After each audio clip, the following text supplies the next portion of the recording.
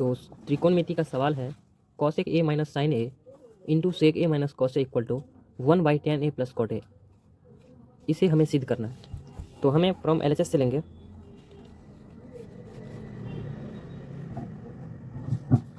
From LHS में क्या है, cosec a minus sine a into sec a minus cos a. Sorry, LHS से लेना है तो कॉसेक को हम क्या लिख सकते हैं, 1/sin ए माइनस साइन को हम ऐसे ही साइन ही रहने देंगे इंटू सेक को लिख सकते हैं 1/cos ए माइनस कॉस को हम ऐसे कॉस ही रहने देंगे cos ए। अब हम इसके नीचे अगर कुछ नहीं है तो 1 है, इसके नीचे भी अगर कुछ नहीं है तो 1 है, इसका हम LCM लेंगे तो हो जाएगा साइन ए। यहाँ पर साइन से साइन कट जाएगा, यहाँ पर हो जाएगा 1 माइनस 1 नहीं है तो 1 से यहाँ पे अगर कुछ नहीं है तो इंटू में 1 भी है, 1 से 1 कट जाएगा तो साइन का साइन स्क्वायर कर देंगे, साइन स्क्वायर ए।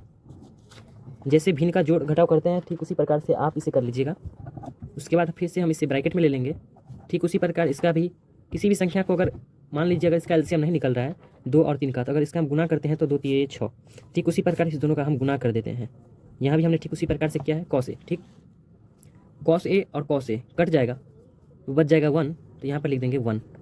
चूँकि वहाँ पर 1 का स्क्वायर होता है लेकिन 1 का स्क्वायर करने पर भी वो एक ही होता है, इसलिए हम 1 ही लिखते हैं। कॉस स्क्वायर से फिर हमें हो जाएगा कॉस से कॉस स्क्वायर ए।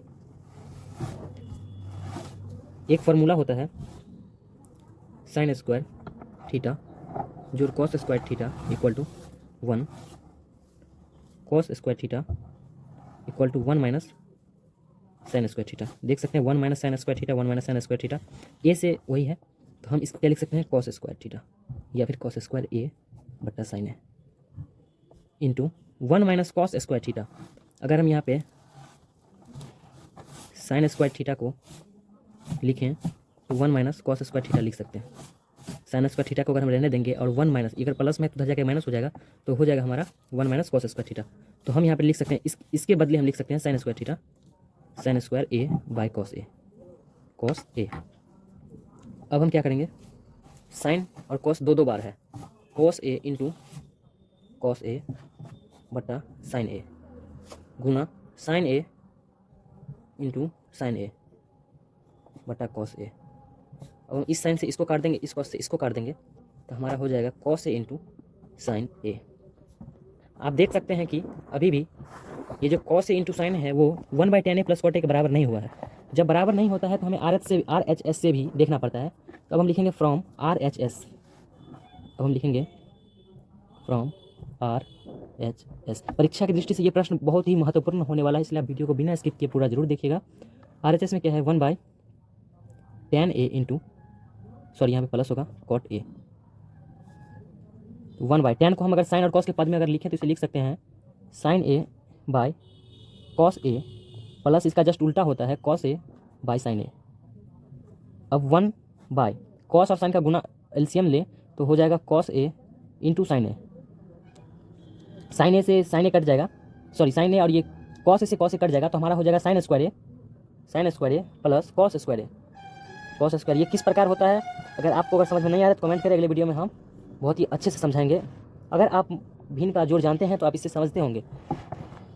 अब हम लिखेंगे 1 यहाँ पर देखिए, यहाँ पे आपने फार्मूला देखा ही होगा, sign square theta plus cos square theta बराबर 1 के बराबर होता है।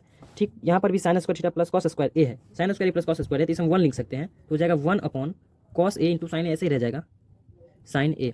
ये भाग दे रहा है, एक में इससे भाग दे रहा है, तो अगर इसे इसी प्रकार से लिख सकते हैं 1/cos ए इंटू साइन ए। आप पढ़े होंगे क्लास 8वीं में कि अगर भाग है तो ये उल्टा हो जाता है, अगर गुना में बदलें तो हो जाएगा 1 गुना cos ए इंटू साइन ए अपॉन 1। अब इसको गुना कर देंगे तो हो जाएगा cos ए इंटू साइन ए, cos ए इंटू साइन ए। यहाँ पर देख सकते हैं LHS में भी हमने निकाला था cos ए इंटू साइन ए, और RHS में भी cos ए इंटू साइन ए हो गया, जिसका मतलब है कि इक्वल टू ये हो जाएगा LHS के बराबर हो जाएगा, नीचे में लिख देंगे हैंस या फिर अतः LHS बराबर है RHS और बराबर है नया मान जो हमने निकाला था उसको हम लिख देंगे cos ए इंटू साइन ए। आशा करता हूँ कि आपको ये वीडियो बहुत ही अच्छा लगा तो प्लीज़ लाइक करिएगा। किसी भी प्रकार का डाउट हो तो आप कमेंट में हमें पूछ सकते हैं, आपको जरूर से जरूर समाधान मिलेगी।